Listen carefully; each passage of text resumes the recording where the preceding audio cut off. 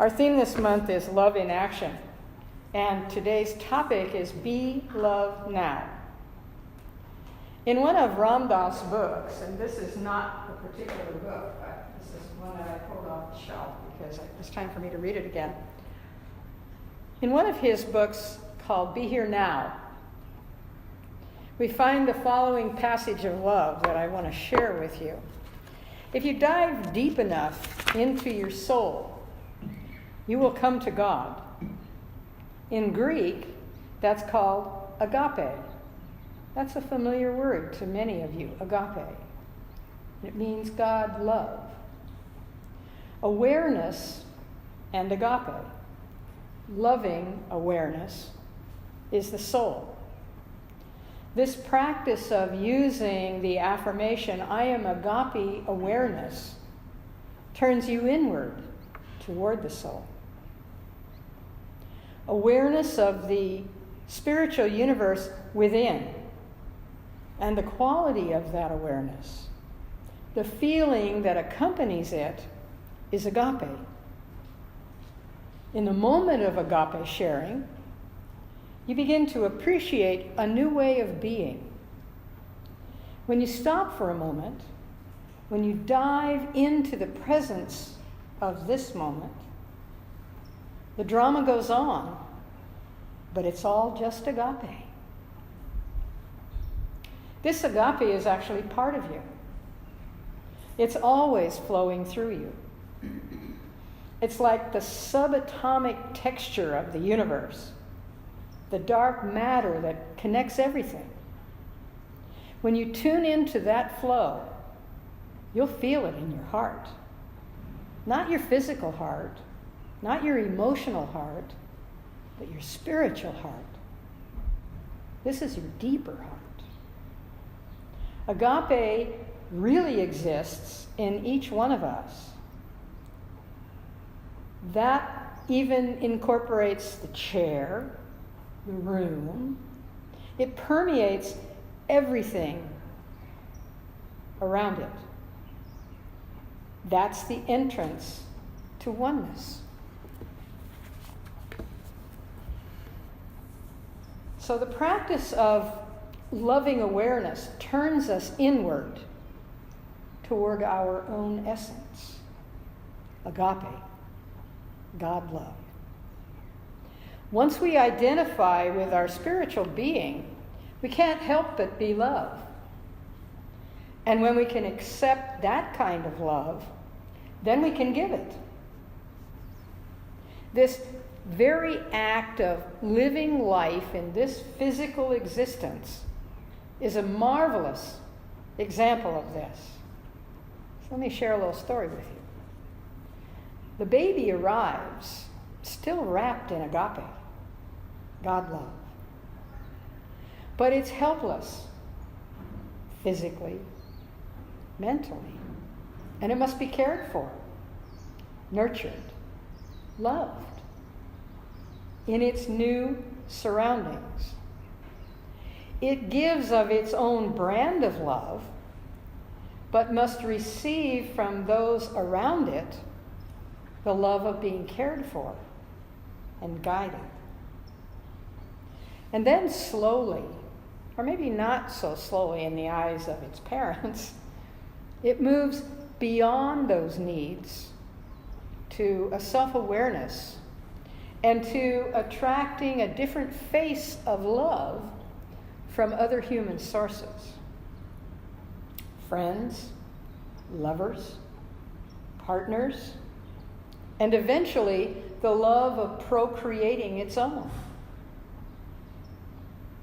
And so it goes in the human dance of love, life. Whether individually we procreate, or we participate in the procreation of the human race, we're always moving from accepting love out of necessity to giving love out of the realization that that's all we really are anyway. So this is the development of loving awareness. The practice of loving awareness, then, turns us inward toward our essence, agape, God love. Once we identify with our spiritual being, we can't help but be love. And when we can accept that kind of love, then we can give it. If it sounds like I'm repeating myself, I am. Because that is such an important part of understanding the depth of this. So, in order to live from loving awareness, we must move beyond the ego to the heart. Not just the physical heart, not just the emotional heart, the spiritual heart. Our ego fades as we dissolve into love. We no longer think about loving. We're just being love, allowing it to radiate like the rays of the sun. It appears to me that there is such increasing attention given to what seems to be the many faces of love in our world today, that on TV, in books, and on Kindles, everyone who is anyone, and some who aren't yet, are writing about and identifying the many faces of love. But talking about it and writing about it are just that. Ram Dass suggests, be love now. Be aware of lovingness. Years ago when he wrote that book, Be Here Now, I got his meaning, right? As soon as I saw the title and I began to read the book, I got his meaning. Stay in the present. Stay in the present moment. But be love now, how do I do that? So in that book, he addresses that. He says, one explanation of the importance of being here now and being love now is being in spiritual community. Woo, you've already passed that test. You're here, right now. One way to remember to stay in the heart, to be in love, is to hang out with people who are on the same journey. Because these relationships serve as a mirror. They're reflecting where we ourselves are in consciousness and the work we need to do to evolve. Such relationships can be conduits to our communion with our source. And these relationships prepare and support us to developing other such conduits to our communion or our connection with source that we call creative spirit. This new class that we're starting this next week, and incidentally, we have a wonderful sign-up for this. I'm so proud of all of you. You're stepping forward to find out who you are, this thing called you. Good sign-up. But this course promises to give us lots of opportunities to develop other such conduits to spirit.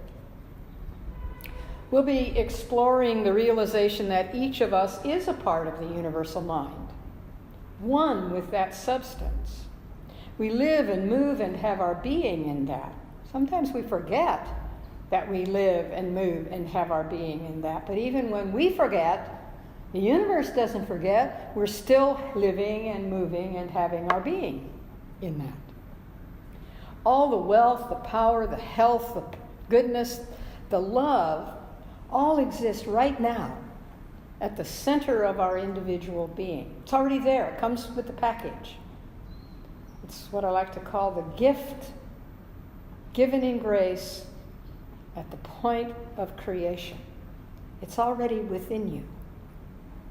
And when each of us experiences that good in such degree as we accept it, believe in it, and feel it, that's when we begin to express it.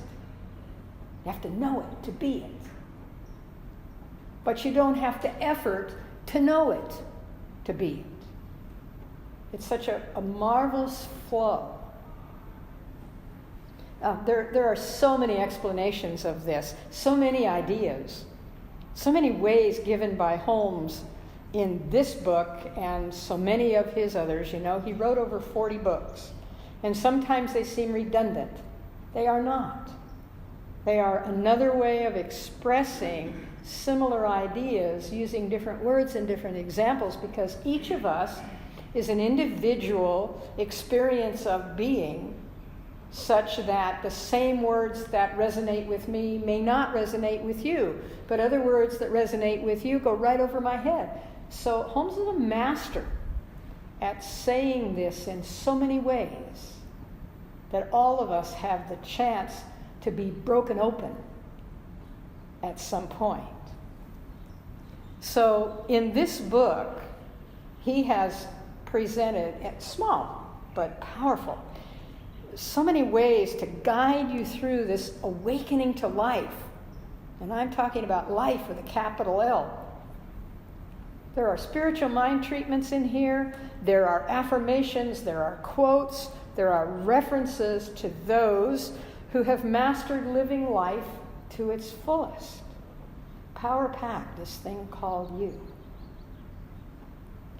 And as we grow and learn, first in our own spiritual unfolding, then through spiritual community, we can begin to apply what we've learned in a safe environment to our significant relationships, to develop those conduits of lover and beloved, student and teacher, parent and child, seeker and spiritual guide, friend and friend. Each of these has within it the seed of love that can grow into unconditional love, because it opens the conduits of communion.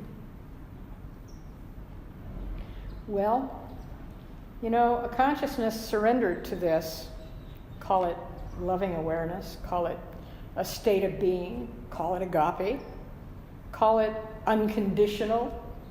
A consciousness surrendered to this love is a consciousness expanded such that it can never go back. It can never regress. It can never go back to hate. It can never go back to separateness. It can never go back to egotism. It can never go back to prejudice. For me, the real lesson in surrendering to love means accepting and trusting that the wisdom that created me did so as an expression of love. And that love was and is unconditional. When I know that I am loved unconditionally by Divine Spirit, then I know I have that unending reservoir to draw from. Then my next step in surrendering to love simply means letting go of things like hate, judgment, prejudice, egotism, and conditional love, because those things keep me in a state of separation or separateness. Then my surrendering to love is returning to the truth that love is a state of being, a divine state to which we all yearn to return. Surrendering to love is being love now. I want to close this morning by speaking the words of the poet Ernest Holmes. I dwell in the house of love, he said. My dwelling place is filled with peace and eternal calm. Love attends me in my home of the soul. and joy awaits me in the secret place of the Most High. My house is built for me by the hand of love. I shall never leave this home. This home is of the Spirit, for it's always present. I shall abide in this home forever. And so it is.